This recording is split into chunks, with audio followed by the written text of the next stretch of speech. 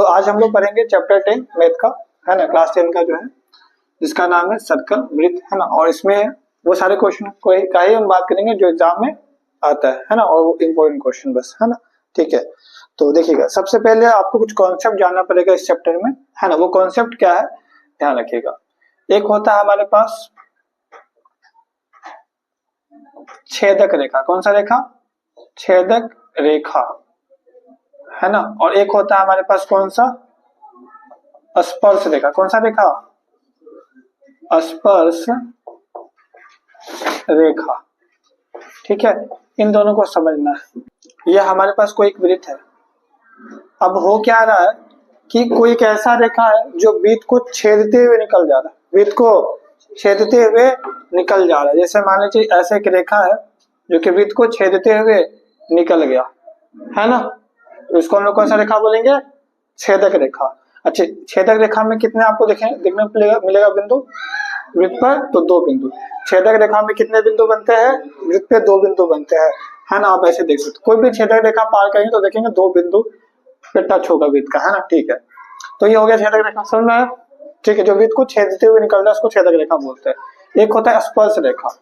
स्पर्श रेखा क्या होता है? अगर हम देखेंगे ये, जैसे कि हमारे पास सर्कल है, ये वृत्त है, तो स्पर्श रेखा क्या होता है? थोड़ा सा समझदार होता है ना। वो बस क्या करता है, वृत्त को छेदते हुए नहीं, क्या करता है वो, बस वृत्त को स्पर्श करते हुए, क्या करते हुए? स्पर्श करते हुए बाहर निकल जाता है। स्पर्श रेखा क्या करता है? वृत्त को सिर्फ स्पर्श करते हुए बाहर निकल जाता है। और स्पर्श रेखा में कितने बिंदु बनते हैं वृत्त पे? केवल एक। कितने बिंदु बनते हैं? केवल एक बिंदु बनता है। और यहाँ पे आपने देखा कितना बिंदु बनता है? 2। तो छेदक रेखा में वृत्त पे 2 बिंदु बनते हैं और स्पर्श रेखा में 1 बिंदु बनते हैं। ठीक, सबसे पहले यहाँ पे बात कर लेते हैं एक्सरसाइज, है ना। हमारे पास क्या है? 10.1। इसमें क्वेश्चन नंबर 1 क्या कह रहा है, इसको समझना है। सब क्वेश्चन को समझना है, एग्जाम में रटना नहीं, बस ऐसे क्या करना है, अपने से बनाने का प्रयास करना है। ठीक है, तो देखिएगा, एक वृत्त की कितनी स्पर्श रेखा हो सकती है? वृत्त जो है वो बहुत सारे बिंदु से बनता है। कैसे बनता है? बहुत सारे बिंदु के समूह से क्या बनता है? वृत्त। जब बहुत सारे बिंदु को जोड़ देंगे ना तो क्या बन जाएगा? वृत्त। क्या बन जाएगा?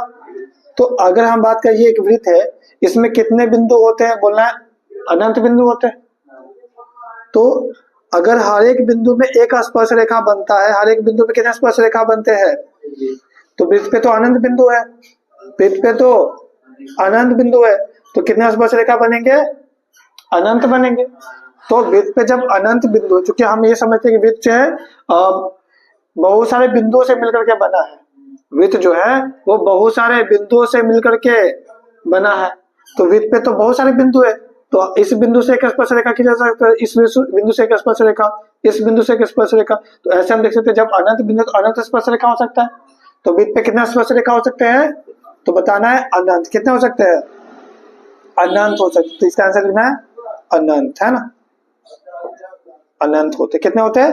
अनंत। ये पहला आंसर हो गया। अब क्वेश्चन नंबर 2 में देखते क्या है। क्वेश्चन नंबर 2 का पहला क्वेश्चन कह रहा है क्या कि रिक्त स्थान की पूर्ति करिए। क्या कह रहा है क्वेश्चन में कि किसी वृत्त की स्पर्श रेखा उसे डेश बिंदु पर प्रतिच्छेद करती है। किसी वृत्त की स्पर्श रेखा उससे डेश बिंदु पर प्रतिच्छेद करती है। जैसे मान लीजिए ये एक वृत्त है, तो इस वृत्त पे ये स्पर्श रेखा है, तो इसको कितने बिंदु पे प्रतिच्छेद करती है बताइएगा? कितने बिंदु पर? एक बिंदु पे। कोई भी वृत्त पे जो स्पर्श रेखा है वो वृत्त पे कितने बिंदु पर प्रतिच्छेद करती है? एक बिंदु पे प्रतिच्छेद करती है। तो यहाँ पे आंसर क्या हो जाएगा? 1 हो जाएगा। दूसरा क्वेश्चन क्या कह रहा है? दूसरा क्वेश्चन क्या कह रहा है कि वृत्त को 2 बिंदु पर प्रतिच्छेद करने वाला रेखा को क्या कहते हैं? देखिएगा, है ना, क्या बोल रहा है यहाँ पे कि वृत्त है, वृत्त को 2 बिंदु पे प्रतिच्छेद कर रहा है। कितने बिंदु पे प्रतिच्छेद कर रहा है? 2 बिंदु पे। कितने बिंदु पे? 2 बिंदु पे प्रतिच्छेद करना मतलब 2 बिंदु पे छेदते हुए निकल रहा है, काटते हुए निकल रहा है। तो इसको कौन सा रेखा बोलेंगे? कौन सा रेखा? हाँ, छेदक रेखा। कौन सा रेखा? आपको तभी बताया, छेदक रेखा। कौन सा? छेदक रेखा। तो ध्यान रखिएगा, वृत्त के 2 बिंदु पर जो प्रतिच्छेद करता है रेखा उसको क्या बोलते हैं? छेदक रेखा। सही है ना। ठीक है, तीसरा क्या कह रहा है देखिएगा। तीसरा तीसरा कह रहा है यहाँ पे क्या कि एक वृत्त की डैश समांतर रेखाएं हो सकती है। ये बहुत इंपॉर्टेंट क्वेश्चन है, ये बहुत एग्जाम में आता है। एक वृत्त की कितने समांतर रेखा हो सकती है, तो ध्यान रखिएगा।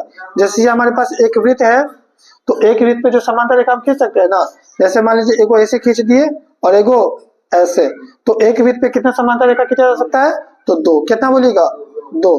एक वृत्त पे दो समांतर रेखा खींची जा सकती है। चौथा क्वेश्चन क्या कर रहा है कि वृत्त तथा उसकी स्पर्श रेखा के उपनिष्ठ बिंदु को क्या कहते हैं, वृत्त और स्पर्श रेखा है ना पे जो आप देखते हो कि एक उपनिष्ठ बिंदु बनता है, जैसे मान लीजिए है ना, ये हमारे पास चौथा क्वेश्चन, ये वृत्त है हमारे पास, ठीक है, ये हमारे पास मान लीजिए वृत्त है और ये स्पर्श रेखा है, तो इस बिंदु को क्या बोलेंगे, क्योंकि ये स्पर्श रेखा है और स्पर्श रेखा पे जो बिंदु बनता है इसको हम लोग क्या बोलते हैं पता है, स्पर्श बिंदु। क्या बोलते हैं, अरे सिंपल है ना, जब स्पर्श रेखा पे जो बिंदु बनेगा उसको क्या बोलेंगे, स्पर्शित बिंदु बोलेंगे। क्या बोलेंगे, तो 4 का जो आंसर हो जाएगा वो क्या हो जाएगा, स्पर्श बिंदु। ये सब एग्जाम में एमसीक्यू में आता है, इसी में से कोई एग्जाम में एमसीक्यू में आएगा, फिक्स है, इससे अलावा कुछ नहीं आता है एमसीक्यू में एग्जाम में। समझ रहे हो, समझ रहे हो आप, समझ रहे हो। जो एग्जाम में एमसीक्यू में कई बार आता है, कई बार 2 मार्क्स में आता है, तो उस क्वेश्चन का ही बात कर लेते हैं। देखिए आप लोग निकाल लीजिए क्वेश्चन नंबर 3।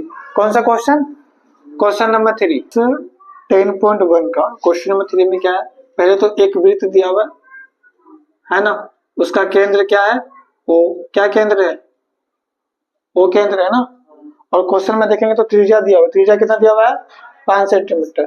तो त्रिज्या क्या होता है, यहां से लेकर यहां तक तो त्रिज्या ही होता है ना, ये कितना दिया हुआ क्वेश्चन में, 5 सेंटीमीटर त्रिज्या दिया हुआ है, यानी कि ये वृत्त है, इसका त्रिज्या कितना दिया हुआ है, 5 सेंटीमीटर। और क्वेश्चन देखिएगा ना, बोल रहा है क्या, वृत्त के बिंदु P पर स्पर्श रेखा, मतलब वृत्त है उसके उस पे क्या एक बिंदु है जिसका नाम क्या है, P। क्या है, P नाम है। तो वृत्त पर ही एक बिंदु जिसका नाम क्या है, P। क्या नाम है, P। सीधा ये हमारे पास क्या है, स्पर्श रेखा सीधा ही तो होता है ना, तो हमने यहाँ पे क्या खींच दिया, एक स्पर्श रेखा, ठीक है। तो P पर हमने एक स्पर्श रेखा खींच दिया। अब यहाँ पे क्या बोल रहा है कि जब आपने स्पर्श रेखा खींचा तो बिंदु Q पर इस प्रकार मिलता है, ये है ना, यह रेखा से बिंदु Q पर इस प्रकार मिल जाता है। जैसे मान लीजिए इसको अगर O से मिलाइएगा ना, इसको ऐसे O से मिलाएगा तो यहाँ पे यहाँ ये मिल रहा है, ये किस पे मिल रहा है, एक बिंदु पे जिसका नाम क्या है, Q। क्या नाम है, Q। तो Q पर कुछ इस प्रकार ये मिल जा रहा है कि जो आपके पास OQ है वो कितना बन रहा है, 12। OQ कितना बन रहा है, 12। तो OQ जो है आपके पास यहाँ पे बन रहा है ये 12, कितना बन रहा है, 12 बन जा रहा है ना।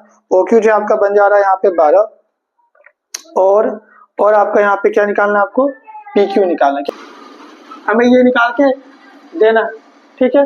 तो चलिए निकालते हैं। देखिएगा सबसे पहले ये हमारे पास एक त्रिभुज दिख रहा है ये त्रिभुज, ठीक है। तो ये त्रिभुज है हमारे पास, और ये त्रिभुज में यहाँ पे ये क्या कितना डिग्री बन रहा है, कोण 90 डिग्री। कितना का कोण बन रहा है, 90 डिग्री का कोण बन रहा है।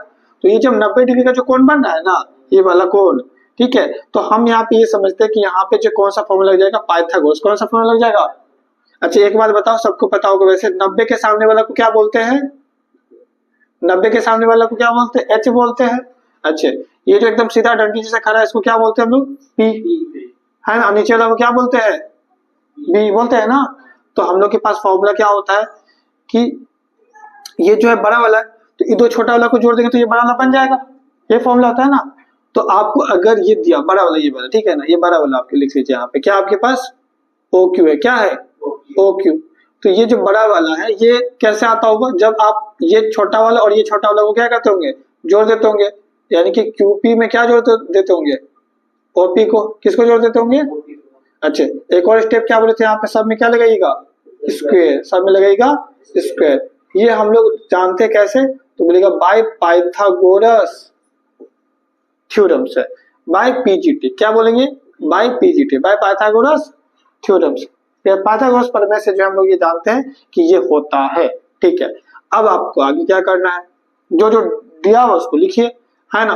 OQ कितना दिया हुआ है, OQ बताइए 12, तो 12 क्या लगेंगे स्क्वायर। QP कितना दिया हुआ है, QP नहीं पता, तो QP का स्क्वायर ही रहने देते हैं प्लस में। अच्छा इसको स्क्वायर नहीं लगा, इसको स्क्वायर लगा देते हैं। OP कितना दिया हुआ है 5, तो 5 का लगा देंगे क्या स्क्वायर। एक बार ध्यान रखिएगा, जब ऐसा कुछ होगा तो एक बार काम करिएगा साधा सारा उधर, साधा सारा उधर, क्योंकि हमको ये निकालना है और ये देख रहे कि दिक्कत कर रहा है यहाँ, उधर क्या कर रहा है, इधर आना चाहिए नहीं इसको, हम साधा सारा उधर कर देंगे। हम यहाँ पे क्या करेंगे QP का स्क्वायर प्लस में 5 का स्क्वायर, ठीक साधा किए और उसको उधर कर दिए 12 का स्क्वायर। अब फिर देखेंगे यहाँ पे क्या कि QP का स्क्वायर ऐसे रहने देंगे बराबर में, ये 12 का स्क्वायर चल रहा है, ये प्लस में 5 का स्क्वायर दे जाएगा तो क्या हो जाएगा माइनस में 5 का स्क्वायर होगा, ठीक है। अब यहाँ पे QP बराबर में स्क्वायर हटेगा तो क्या चलेगा रूट, है ना। यहाँ पे लगाएंगे 12 का स्क्वायर माइनस में यहाँ पे क्या लिखेंगे 5 का स्क्वायर, सेम सेम लिखिए, कुछ नहीं चेंज किए, बस स्क्वायर हटा तो क्या लगा रूट लगा, है ना, ठीक है। अब यहाँ पे देखिए जो QP है वो बराबर में क्या लिखेगा 12 का स्क्वायर कितना होता है 144, 5 का स्क्वायर कितना होता है 25, ठीक है। तो आपके पास बताएगा कि जो QP आया वो कितना आया 144 में 25 घटाए तो कितना आएगा, 25 घटाएंगे तो 119, रूट में कितना आ जाएगा 119। ये आपका क्या हो गया आंसर हो गया, क्या हो गया आंसर। तो कहीं पे बुक में ये दिख रहा है, कहीं पे बुक में दिख रहा है 119 रूट 119, हाँ तो ऑप्शन नंबर क्या हो जाएगा सही, डी वाला ऑप्शन क्या हो जाएगा हमारा सही हो जाएगा, ठीक ना। हाँ तो ये जो क्वेश्चन है वो आपको एग्जाम में MCQ में देखने को मिल जाएगा, ये वाला क्वेश्चन ज्यादा हार्ड नहीं, बस आपको फिगर बनाना है और पाइथागोरस थ्योरम लगाना है प्रमेय वाला और आपको सोल्व कर देना, आपका आंसर आ जाएगा। NCERT बुक में चेक करिए प्रमेय 10.2, वहां पे जो है आपको एक क्वेश्चन दिया हुआ है जो कि एग्जाम में फिक्स है कि 2 मार्क्स में आपको देखने को मिलेगा ही मिलेगा, है ना। और क्या लिखा हुआ है यहाँ पे, बाह्य बिंदु से वृत्त पर खींची गई स्पर्श रेखा की लंबाई क्या होती है बराबर। क्या क्वेश्चन कर रहा है, बाह्य बिंदु से वृत्त पर खींची गई स्पर्श रेखा की लंबाई क्या होती है बराबर होती है। जैसे मान लीजिए हमारे पास क्या एक वृत्त है, क्या है एक वृत्त है, एक हमारे पास वृत्त हो गया, है ना। इस बात को समझना, ये थ्योरम है और जो एग्जाम में आता है। मान लो ये वृत्त का कोई केंद्र बिंदु को इसको हम लोग क्या लिखते हो, लिखते हैं ना, वृत्त का केंद्र बिंदु को हम लोग क्या नाम देते हो। अब बोल क्या रहा है, कोई एक बाह्य बिंदु है, कौन सा बिंदु, बाह्य मतलब बाहर, बाह्य मतलब बाहर, तो बाह्य का कोई एक बिंदु है, बाहर का कोई एक बिंदु, इसका नाम आप कुछ दे दीजिए, क्या कुछ भी दे दीजिए P, हम क्या नाम देते P। अब क्या हो रहा है, बाह्य बिंदु से वृत्त पे वो स्पर्श रेखा खींचा जा रहा है, क्या खींचा जा रहा है वो स्पर्श रेखा, बाह्य बिंदु से वृत्त पे खींचा जा रहा है वो स्पर्श रेखा, ये भी बाह्य बिंदु है, बाह्य बिंदु से वृत्त पे क्या खींचा जा रहा है वो स्पर्श रेखा। तो जो बाह्य बिंदु होता है उस पे से जो वृत्त पे जो स्पर्श रेखा खींचा जाता है, बाह्य बिंदु से जो वृत्त पे क्या खींचा जाता है स्पर्श रेखा। देखिए एक वृत्त हो गया, एक केंद्र है और ये बाह्य बिंदु हमारे पास क्या है P, बाह्य बिंदु क्या है हमारे पास। अब इससे क्या हुआ, एक स्पर्श रेखा खींचे किस पे वृत्त पे, और एक स्पर्श रेखा खींचे किस पे वृत्त पे, खींचे ना। तो बोल रहा है क्वेश्चन में क्या कि ये दोनों स्पर्श रेखा आपस में क्या होगा बराबर, स्पर्श रेखा आपस में क्या होगा, तो इसको हमें सिद्ध करना है, इसको हमें क्या करना है सिद्ध करना है। तो देखिएगा सबसे पहले मान लीजिए कि ये बाह्य बिंदु जो ऐसे करके जो हमारे ये आता होगा यहाँ पे वृत्त के केंद्र पर, और ये भी किस पे आता होगा वृत्त के केंद्र पे आता होगा, ये भी रेखा वृत्त के केंद्र पे आता होगा। अच्छा आपको ये बात पता है कि यहाँ से यहाँ तक जो आपके पास क्या त्रिज्या है ना, यहाँ से यहाँ तक क्या है त्रिज्या, और यहाँ से यहाँ तक भी क्या आपके पास त्रिज्या, क्या है त्रिज्या है। ये बात तो समझ में आता है ना, ठीक है। इसके बाद मान लो क्या हम यहाँ से एक लाइन खींच सकते हैं, ऐसे यहाँ से रेखा खींच सकते हैं ऐसे, तो जब हम कोई रेखा यहाँ पे खींचेंगे ना तो क्या बनेगा पता है, ये एक त्रिभुज बनेगा, क्या बनेगा, एक ऊपर में त्रिभुज बनेगा, एक नीचे में त्रिभुज बनेगा। अब हम चाहे तो इसका नाम कुछ भी दे सकते हैं, जैसे यहाँ पे मान लीजिए यहाँ पे क्या नाम दे दिए Q और यहाँ पे क्या नाम दे दिए R, क्या दे दिए R। देखिए आपको दो को त्रिभुज दिख रहा होगा यहाँ पे, साफ साफ बिल्कुल साफ साफ दिख रहा होगा दो त्रिभुज। कौन कौन सा त्रिभुज दिख रहा होगा आपको, पहला जो यहाँ पे त्रिभुज आपको दिख रहा होगा वो त्रिभुज का नाम है, पहले हम लिख देते हैं यहाँ पे, हमको सिद्ध क्या करना है, सिद्ध करना है, सिद्ध करना है, क्या सिद्ध करना है, इसमें हमको सिद्ध करना है क्या कि ये जो स्पर्श रेखा आपस में क्या होगा बराबर, स्पर्श रेखा आपस में क्या होगा बराबर, यानी कि हमारे पास जो PQ है वो बराबर होगा किसके पी आर के, पी क्यू किसके बराबर होगा, ये हमें सिद्ध करना है। ठीक है, चलिए तो हम यहाँ पे करते हैं क्या, प्रमाण। क्या करते हैं, प्रमाण यानी कि सिद्ध करना शुरू करते हैं। ठीक ना, है ना, ठीक है। अब यहाँ पे देखिए दो को त्रिभुज ले लीजिए, कौन सा, एक त्रिभुज ले लीजिए क्यू पी ओ, कौन सा, क्यू पी ओ, दिख रहा है ये त्रिभुज आप लोग को, ध्यान से देखिए क्या दिख रहा है ये त्रिभुज क्यू पी ओ, एक त्रिभुज दिख रहा है ना। ठीक है, एक और त्रिभुज हम लोग के पास क्या, O P R, O P R, या फिर R O, R P O भी बोल सकते हैं, या फिर हम लोग इसको क्या बोल सकते हैं, आर पी ओ भी बोल सकते हैं। तो यहाँ लिख देते हैं त्रिभुज हम लोग के पास आर पी ओ। ठीक ना, ये दोनों त्रिभुज में हम लोग बात करेंगे। तो सबसे पहले आपको एक बात पता होगा क्या, ये त्रिभुज में जो हमारे पास जो क्यू ओ है, क्या है, क्यू ओ, और ये त्रिभुज में हम लोग के पास जो क्या है, हाँ आर ओ, क्या है, ये बराबर है आपस में। क्यों बराबर है, क्योंकि क्या है, त्रिज्या है, क्या है ये, वृत्त का त्रिज्या है, ये वृत्त का क्या है, ये त्रिज्या है कि नहीं है, ये भी वृत्त का त्रिज्या और ये भी वृत्त का त्रिज्या। तो मान लो अगर ये 3 है तो ये भी तो 3 होगा, तो वृत्त का त्रिज्या आपस में क्या होता है, बराबर होता है, ये तो सबको पता है। तो ये आपका क्या हो गया आपस में बराबर, ये वाला और ये वाला आपस में बराबर हो गया। दूसरा नंबर, इस त्रिभुज में भी आपको एक रेखा दिख रहा होगा जिसका नाम क्या है, पीओ, क्या दिख रहा होगा, पीओ, और इस त्रिभुज में भी एक रेखा दिख रहा होगा आपको, इसका नाम क्या है, पीओ, नहीं है, इस त्रिभुज में भी पीओ है और इस त्रिभुज में भी क्या है, पीओ है कि नहीं। तो दोनों में पीओ है, यानी कि पीओ क्या है, बराबर, पीओ और पीओ आपस में क्या है, बराबर, ये दोनों में क्या है, कॉमन है, उभयनिष्ठ है, क्या है, उभयनिष्ठ है, क्या है जी, जब दोनों में एक ही रेखा है तो बराबर है ना, और एक ही रेखा सेम है, मतलब उसको उभयनिष्ठ बोलते हैं, क्या बोलते हैं, उभयनिष्ठ। ठीक है, तो दो चीज तो हो गया, दो चीज तो हो गया, कोई तीसरा चीज हमको दिखाना है। जो वृत्त होता है ना, ये वाला वृत्त, जैसे मान लीजिए ये वृत्त है, तो ये जो आपका स्पर्श रेखा है, ये कितना का कोण बनाता है पता है, 90 का, कितना का बनाता है, 90 का। ये वृत्त है, ये वृत्त पे स्पर्श रेखा, ये स्पर्श बिंदु है, तो आप देखोगे यहाँ पे कितना कोण बनेगा, 90 का। तो आप बता सकते कि जो आपके पास एंगल जो क्यू है वो बराबर होगा किसके, एंगल आर के, एंगल क्यू किसके बराबर होगा, एंगल आर के, क्यों, क्योंकि दोनों क्या है, 90 डिग्री, दोनों क्या है।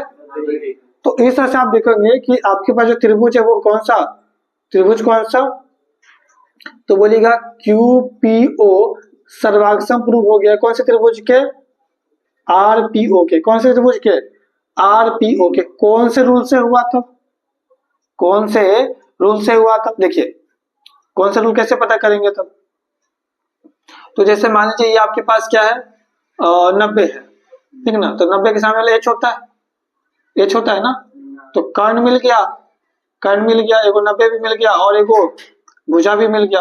तो आप बोलिए कौन सा रूल से हुआ, तो बोलिएगा आरएचएस, कौन सा रूल से, आरएचएस, कौन सा रूल से हुआ, ये आरएचएस रूल से हुआ। ठीक है ना, ये याद रखिएगा, आरएचएस रूल से ये होगा। और ठीक है, यहाँ पे जब ये हो गया, जब सिंप्लिसिटी बोल सकते हैं, और क्या है ना, इसको हम सिंप्लिसिटी से बोल सकते हैं, क्या सिंप्लिसिटी द्वारा क्या कह सकते हैं, सिंप्लिसिटी द्वारा हम कह सकते हैं कि जो हमारे पास जो पी क्यू है वो बराबर हो गया किसके, पी आर के, किसके बराबर हो गया, यही तो हमें प्रूव करना था, और ये हो गया हमारे पास proved, P Q P R के बराबर दिखाना था ना, दिखा दिए। ये क्वेश्चन फिक्स एग्जाम में आपको दिखेगा ही दिखेगा 2 मार्क्स में, इसको अच्छे से प्रैक्टिस कर लीजिएगा, और ज्यादा हार्ड है नहीं क्वेश्चन। तो अब आप लोग निकाल लीजिए एक्सरसाइज 10.2 का जो है क्वेश्चन नंबर 2, है ना, आप लोग देखेंगे एनसीईआरटी बुक में आपको दिख जाएगा एक्सरसाइज 10.2 का क्वेश्चन नंबर जो है 2, है ना। दिया हुआ वो कितना दिया हुआ, 110 डिग्री, कितना दिया हुआ है, 110 डिग्री, और हमें जो है निकालना क्या है, तो एंगल पी टी क्यू निकालना है। क्या निकालना है, पी टी क्यू, ये वाला, ये एंगल हमें निकाल के देना है। ठीक है, तो हम लोग निकाल देंगे, बिल्कुल आसान क्वेश्चन है, समझना है। सबसे पहले यहाँ पे हम लोग सॉल्व करेंगे इसको, है ना, इसको सॉल्व करते हैं। तो हम लोग पहले ये देखेंगे कि जहां पे स्पर्श रेखा होता है तो ये स्पर्श बिंदु हो गया, और स्पर्श बिंदु जो कितना का कोण बनाता है, 90 डिग्री का। ठीक है, तो स्पर्श बिंदु हमेशा 90 का कोण बनाता है, यानी कि ये हमारे पास 90 है और ये भी कितना है 90 है। ठीक, अच्छा हमें एक चतुर्भुज दिख रहा होगा जिसका नाम क्या है बता देते हैं यहाँ पे। एक हमारे पास चतुर्भुज जिसका नाम क्या है, तो POQT, क्या नाम है POQT, है ना, एक क्या है चतुर्भुज है। ठीक है, इसमें अगर हम देखेंगे तो हमारे पास जो एंगल P है ना, एंगल जो P है वो हमें पता है 90 डिग्री, कितना डिग्री है 90 डिग्री। फिर से हमारे पास एंगल Q जो है वो भी कितना है 90 डिग्री। क्यों, क्योंकि ये स्पर्श बिंदु है, स्पर्श बिंदु पे जो कोण बनता है वो 90 का ही बनता है। फिर से हमारे पास क्वेश्चन में एंगल जो बता के रखा POQ जो की है 110 डिग्री, कितना डिग्री है 110 डिग्री है। और हमें क्या निकाल के देना है PTQ, क्या निकाल के देना है PTQ, ठीक है PTQ, ये हमें निकाल के देना है। तो इसमें कैसे हम निकालेंगे इसको हम लोग समझते हैं। सबसे पहले जब ये चतुर्भुज है, क्या है ये चतुर्भुज है, तो हम लोग ये बात जानते हैं कि चतुर्भुज में चारों कोनों का योग कितना होता है 360 डिग्री, कितना होता है 360 डिग्री होता है। तो अगर हम चारों को जोड़ेंगे, जैसे कि हम यहाँ पे जोड़ते हैं एंगल P प्लस में एंगल Q प्लस में एंगल हमारे पास POQ प्लस में एंगल हमारे पास PTQ, इस सबको जोड़ेंगे तो कितना होना चाहिए 360, क्योंकि चतुर्भुज के है ना सभी कोनों का योग, ठीक है इतना ही होता है 360 होता है। तो लिख दीजिए यहाँ पे क्या P हमारे पास 90 है, Q 90 है और ये वाला 110 है और प्लस में ये एंगल चल रहा है PTQ बराबर में 360। इसको जोड़ेंगे तो कितना आएगा 9 दूना 18, ठीक 18 180 हो गया, ये 100 280 और 10 290 हो जाएगा, कितना होगा ये 290 डिग्री हो जाएगा, ये हो जाएगा 290 डिग्री। और इसमें प्लस में चल रहा है हमारे पास एंगल PTQ बराबर में कितना 360 डिग्री, है ना। अब अगर हम यहाँ पे क्या करते हैं एंगल PTQ बराबर में लिखते हैं 360 डिग्री और प्लस में ये है उधर जाएगा तो क्या बन जाएगा ये वाला माइनस में बन जाएगा क्या 290, प्लस में ये है इधर जाएगा तो क्या बन जाएगा माइनस में 290, क्योंकि बॉडी पार गया तो साइन चेंज हो जाएगा।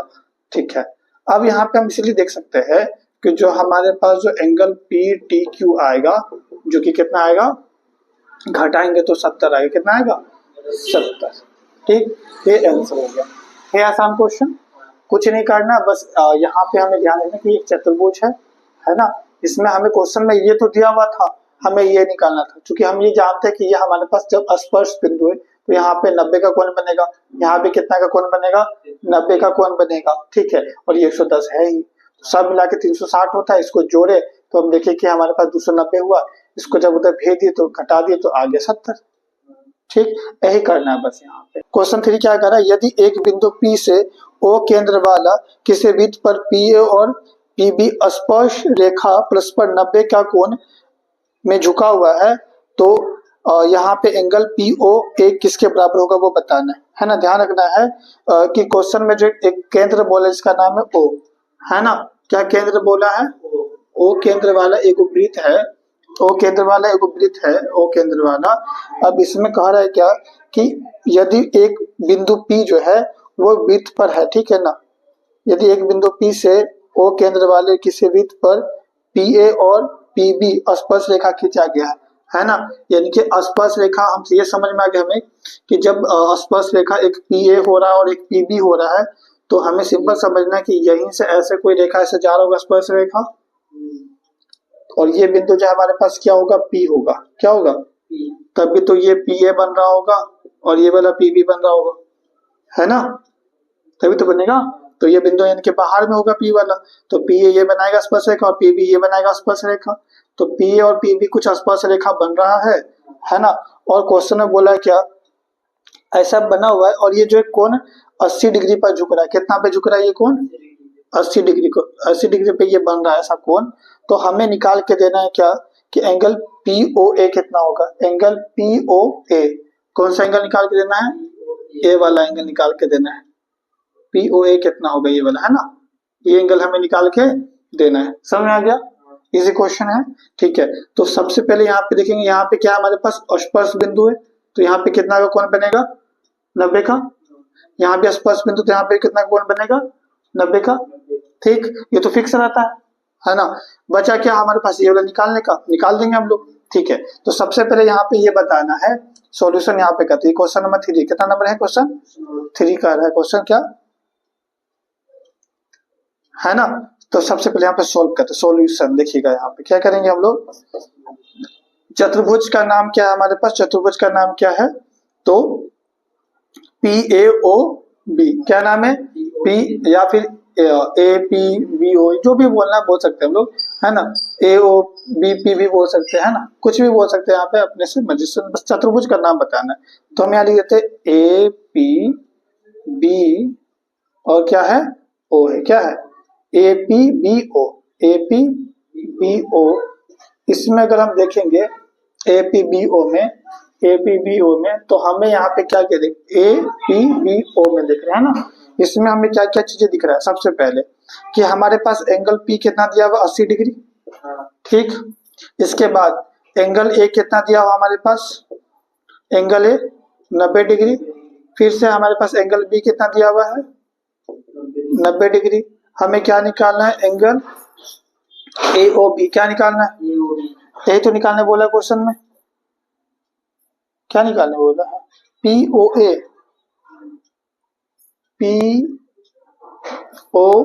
अच्छा सॉरी, ये निकालने बोला हमें क्वेश्चन में, एक मिनट है ना, यहाँ पे थोड़ा सा खेला कर दिया क्वेश्चन। हमें क्या निकालना है, POA, सिर्फ कितना निकालने बोला हमें, कितना निकालने बोला, सिर्फ कितना, है ना, कि यहाँ पे एक चतुर्भुज है, ये क्या है हमारे पास चतुर्भुज है, तो चतुर्भुज के हिसाब से पहले ये पूरा एंगल निकालते हैं। ठीक है, पहले हम क्या करते हैं, पूरा एंगल निकालते हैं। यहाँ पे बताओ, ये हमें निकालना है, हम एक पहले ये निकाल लेते हैं, AOB हमें पता नहीं ना है, हम यहाँ लिखते हैं AOB हमें निकालना है पहले। ठीक है ना, हम ये स्ट्रेटेजी लेके चलते हैं कि हम पहले AOB निकाल लेते हैं।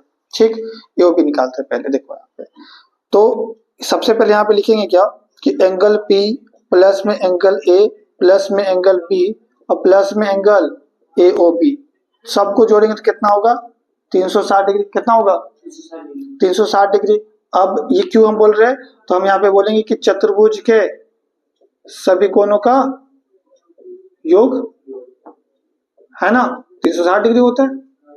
अब यहाँ पे देखते हैं, सबका वैल्यू पुट करते हैं, ये हमारे पास 80 है, ये एंगल A 90 है, एंगल B भी 90 है, और ये हमको पता नहीं है, ऐसे लिख देते हैं यहाँ पे बराबर में 360। तो हम देखेंगे इसको जोड़ेंगे, तो 9 9 18 और 80 कितना हो जाएगा 100, मतलब 180 हुआ, और ये 80 कितना होगा 260 हो जाएगा यहाँ पे। तो हम यहाँ पे क्या करेंगे 260 लिख देंगे, है ना, प्लस में एंगल AOB चल रहा है हमारा, बराबर में कितना 360 डिग्री। तो हम यहाँ पे देखते हैं क्या कि जो हमारे पास एंगल AOB बराबर होगा 360 और प्लस में 260 है, तो हो जाएगा, तो क्या हो जाएगा माइनस में 260 हो जाएगा, माइनस में 260 हो जाएगा। तो इसको सॉल्व करेंगे तो हमारे पास एंगल AOB आ जाएगा कितना, घटाएंगे तो 100 आ जाएगा, कितना आ जाएगा, तो हमारे पास एंगल AOB आया, क्या आया एंगल AOB। लेकिन हमको तो क्या निकालना था, ये निकालना था, हमको ये निकालना था। ठीक है, तो चूंकि हमें एक बात पता है क्या, कि ये जो लाइन है वो इसको इक्वल बाइसेक्ट करता होगा। इक्वल बाइसेक्ट करने का मतलब क्या है, हम ऐसा लिख देते हैं यहाँ पे, ठीक है, या तो हम दोनों में कोई भी काम करते हैं, यहाँ पे हम लिख देते हैं कि ये जो त्रिभुज है हमारे पास, त्रिभुज APO, कौन सा त्रिभुज APO, ये सर्वाक्षम है त्रिभुज कौन से, है ना, BPO के, कौन से त्रिभुज के BPO के। हम ऐसा सर्वाक्षम लिख दिए, एक्चुअली ये सर्वाक्षम भी होगा, कोई भी प्रॉपर्टी से हम सर्वाक्षम कर सकते हैं इसको प्रूव। ठीक है, क्यों, क्योंकि ये तो ये वाला इसके बराबर होता है, ये कॉमन है, और ये 90 है, तो सर्वाक्षम तो होगा ही होगा, है ना। तो ये RHS रूल से जो हम लोग जानते हैं कि ये क्या होता है, सर्वाक्षम होता है। ठीक है, तो इसीलिए हम लोग के पास जो ये एंगल होगा AOP, है ना, कौन सा एंगल, एंगल AOP बराबर होगा कौन से एंगल के, एंगल BOP के, कौन से एंगल के, एंगल BOP है ना, एंगल बी ओ पी के, कौन से रूल से, तो बोलना सीपीसीटी, किससे, सीपीसीटी। अच्छा, अभी हमें क्या पता चला है कि हमारे पास एओबी कितना है, 100, एओबी कितना है, 100 है।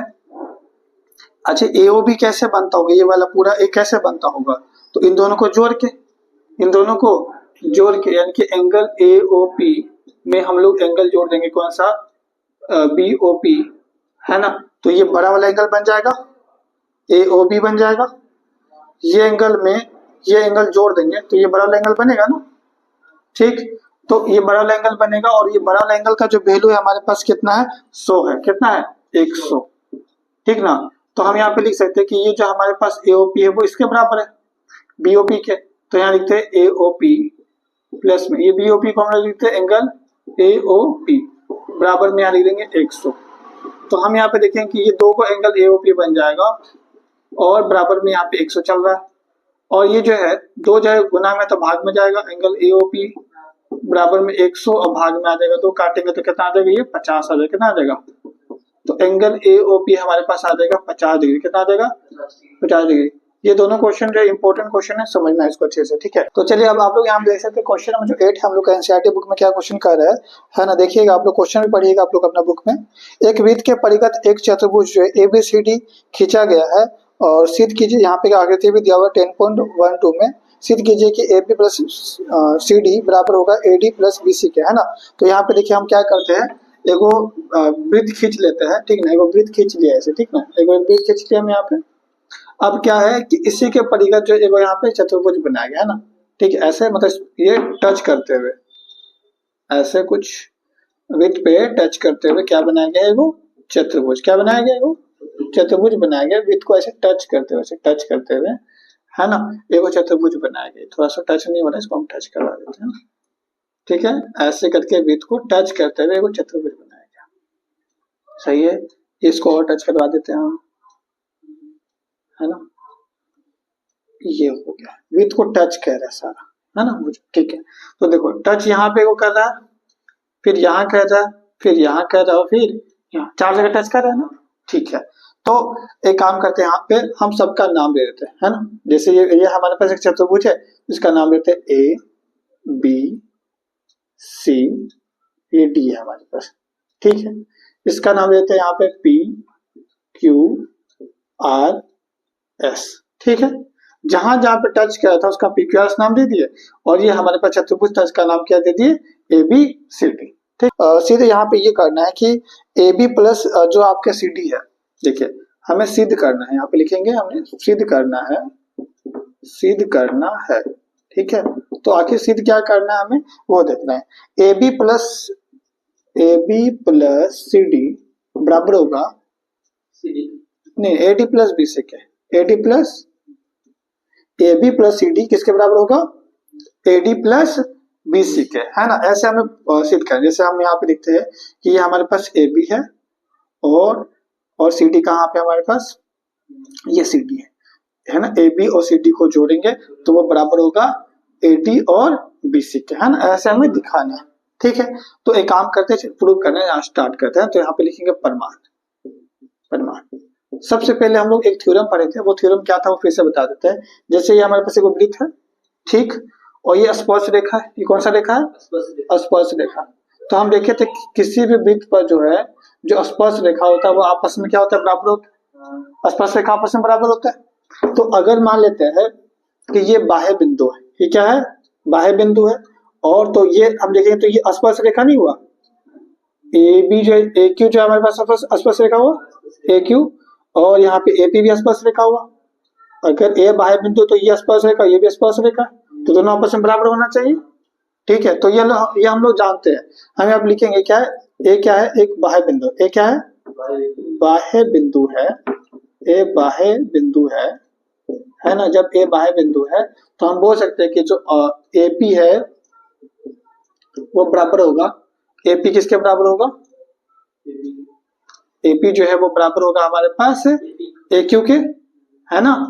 लेकिन हमें देखेंगे, हम यहाँ पे देखेंगे हमें तो AB लाना है, तो AB यहाँ वाला मिलेगा, तो हम पहले क्या लिखेंगे, यहाँ पे AQ लिखेंगे, और बराबर में क्या लिखेंगे, यहाँ पे AP क्या लिखेंगे, AP, क्योंकि हमें AD तो यहाँ लाना है, तो इसलिए हम लोग AD इधर लिखेंगे, ये मतलब AP इधर लिखेंगे। समझ आ रहा है कैसे वो करना, वो इम्पोर्टेंट है, वो बात इम्पोर्टेंट है जो बता रहे हैं अभी, है ना, कि आपको आपका स्ट्रेटेजी AB लाने का, तो आप जो AB वाला देख रहे हैं यहाँ पे AQ जो दिख रहा है ये आपका स्पर्श रेखा, उसको पहले लिखिए, ठीक है। तो AQ बराबर लिखेंगे AP के, ठीक है, सही है यहाँ पे।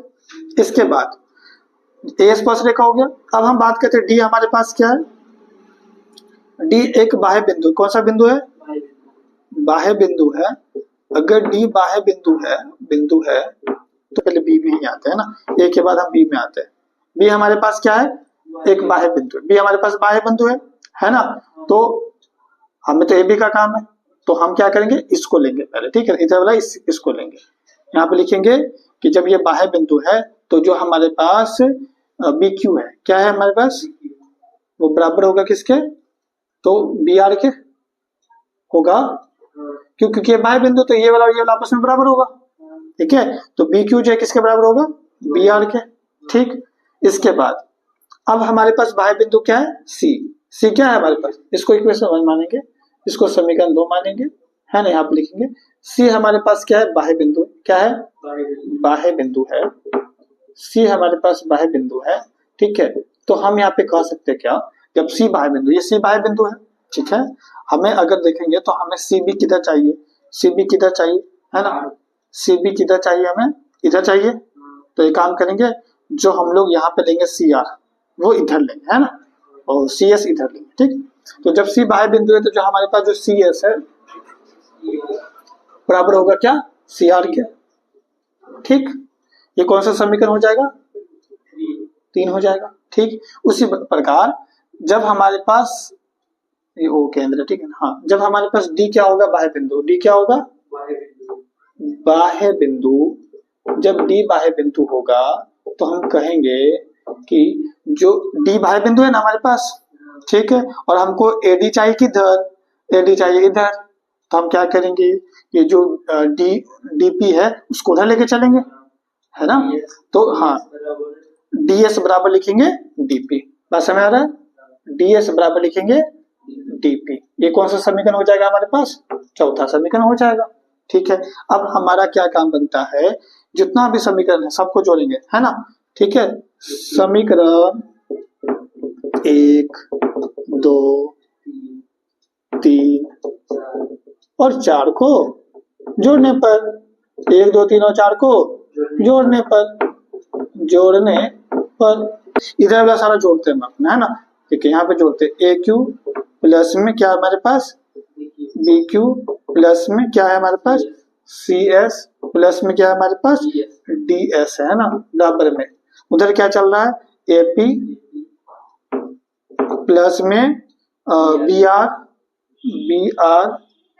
प्लस में CR और प्लस में, है ना, DP, है ना, प्लस में DP, ठीक, समझा है। बराबर के टेबल आपस में जोड़ दिए, अब बराबर के टेबल आपस में जोड़ दिए, ठीक ना।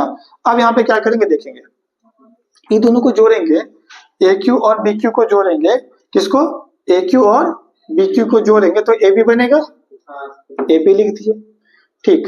फिर CS और DS को जोड़ेंगे, CS और DS को जोड़ेंगे तो क्या DC बनेगा, तो प्लस में लिख देंगे यहाँ पे DC, बराबर में AP और DP को जोड़ेंगे, AP और DP को जोड़ेंगे, कहाँ AP और DP को जोड़ेंगे तो AD बनेगा, AD बनेगा, प्लस फिर से हमारे पास क्या है, BR और CR को जोड़ेंगे, BR और CR को जोड़ेंगे तो BC बनेगा, यहाँ पे लिख देंगे BC, और यही हमारे पास क्या हो गया, ये प्रूव्ड हो गया, क्या हो गया, प्रूव्ड। यही तो प्रूव करना था और ये हमने प्रूव यहाँ पे कर दिया, समझ में आया।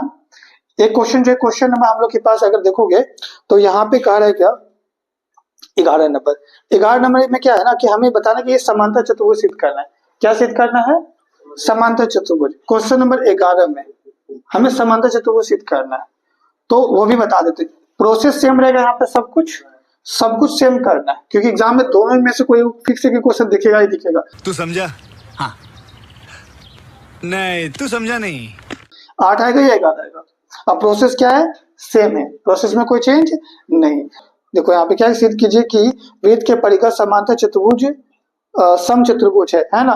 देखो समांतर चतुर्भुज है मतलब यहाँ पे ये बोल दिया, ये क्या बोल दिया कि ये समांतर चतुर्भुज है, तो मतलब ये वाला आपस में बराबर, ये वाला और ये वाला आपस में बराबर, है ना। हमें समचतुर्भुज सिद्ध करना है, समचतुर्भुज सिद्ध करना है, मतलब अगर हम बात करें तो ये वाला और ये वाला अगर बराबर दिखा देंगे तो क्या सिद्ध हो जाएगा, समचतुर्भुज, है ना। तो वही हम करने वाले यहाँ पे, बस अगर इतना तो सेम रहेगा प्रोसेस। ये क्वेश्चन में हम लोग का 8 का आंसर हो गया, 11 का आंसर बता रहे हैं यहाँ से, ठीक है ना।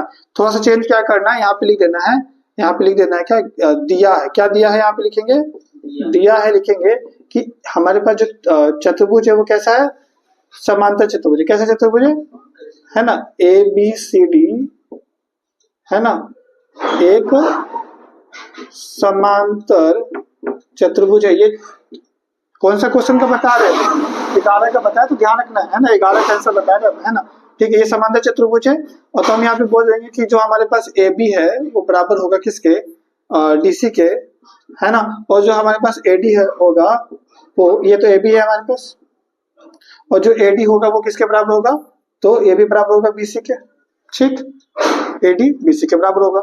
हम अगर ये दोनों को सिद्ध कर दे बराबर तो हमें क्या पता चल जाएगा, आपको यहाँ पे मिटा देना है ना, यहाँ पे ये मिटा देना, यहाँ पे आपको बस क्या लिख देना है अब कि आपको ये सिद्ध करना है कि ये जो है ये वाला सारा भुज आपस में बराबर है, वैसा आपको सिद्ध करना है। क्या सिद्ध करना है कि AD जो है वो बराबर है, AD बराबर है, A है ना, ये AD बराबर है किसके, BC के या AB के, है ना, और AB किसके बराबर है, तो यहाँ पे लिख सकते हैं कि हमारे पास BC के है, और BC किसके बराबर है, तो DC के, सब आपस में बराबर, ये हमें सिद्ध करना है। तो इसको सिद्ध करना एकदम आसान है, बस सिंपल हम लोग क्या करेंगे कि हमें क्वेश्चन बताया कि AB जो है वो DC के बराबर है, AB किसके बराबर है, DC के, तो क्या AB की जगह पर हम लोग DC लिख सकते हैं, तो लिख दिए यहाँ पे DC प्लस में DC, है ना, बराबर में। अब हम यहाँ पे ये देखेंगे कि जो हमारे पास AD है वो BC, AD किसके बराबर है, AD BC के बराबर है, तो हम लोग AD की जगह पे BC लिख सकते हैं, तो BC प्लस क्या लिख दिए, BC।